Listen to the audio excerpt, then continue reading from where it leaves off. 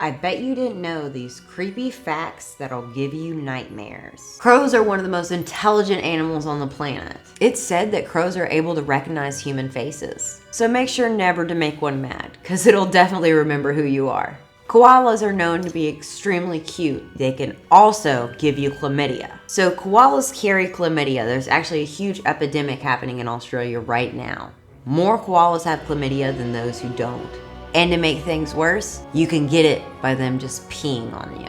So be careful if you're ever holding a koala, because it might accidentally pee on you and then you got chlamydia. Locked-in syndrome is where you're almost in a state between your body being asleep but your mind is awake. You are awake but your body can't move at all. The only thing that you can move is your eyes. You are 100% conscious and think the way that you did prior, but your own body becomes your prison. There's this therapy cat named Oscar, and he can sense when a patient is about to die. He resides in a dementia unit of a nursing home. He keeps the residents company. They always say they know when a patient is about to die because that's the one Oscar will choose to sleep next to. The phantom time hypothesis. It's a theory where the AD dating system is made up between 1614 and 9/11. And at that time, there was no human history at all. Scafism is a crazy execution method from way back in the day. They would stick a victim between two boats and force feed them milk and honey. They would then push the boats out to the water, leaving their limbs exposed. And you can imagine what would happen after being fed milk and honey and being pushed out into the hot sun. Eventually, you were eaten alive by all the bugs, maggots, critters, and whatever's lurking in the water below.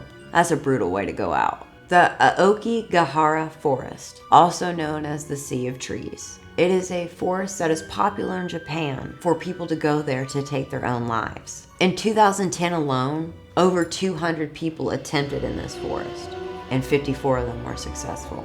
It is such a huge problem that suicide prevention is posted all over the forest. Back in 1888, a brutal murder took place in London. It's known as the Whitehall Mystery. A young woman was dismembered, and her body parts were scattered across the city. They were all in different locations. This murder was never solved. Tom and Eileen Lonergan. They were a couple from Louisiana. They went on a vacation to Australia. They booked to go scuba diving in the Coral Sea with a group of people.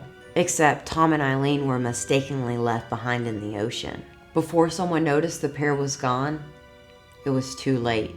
They were never seen again. UVB-76, also known as the Buzzer, is believed to be a Russian shortwave radio station that has been mysteriously broadcasting the same signal since 1982.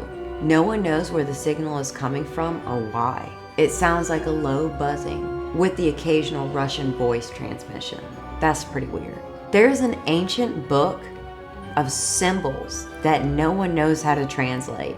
It's full of strange drawings, letters, and symbols. The drawings depict women and men and what looks like plants, but it's not clear what they're doing. Some think it's a spell book. Others think it's a textbook for midwives. And then some people think it's a flat-out hoax. In 1872, there was a ship discovered, but there was absolutely no sign of its crew at all whatsoever.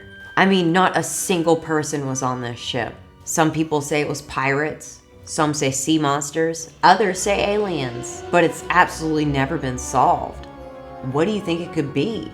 A dead pope was once put on trial. In 897 AD, Pope Formosus was put on trial for perjury and other crimes. But he had already been dead for a year. He was dug up and taken to court for questioning. Wouldn't think he would have a lot of answers. And sure enough, he didn't say anything when questioned. I don't know what they expected to happen. A dead counselor still attends University College London meetings. An 18th century philosopher, scholar, and one of the founders of UCL died in 1832. But that didn't stop him from attending those meetings. His skeleton can still be found in UCL, dressed up in his clothes and stuffed with straw, and even was recorded as attending a council meeting in 2013. In the meeting notes, he is recorded as present, but not voting.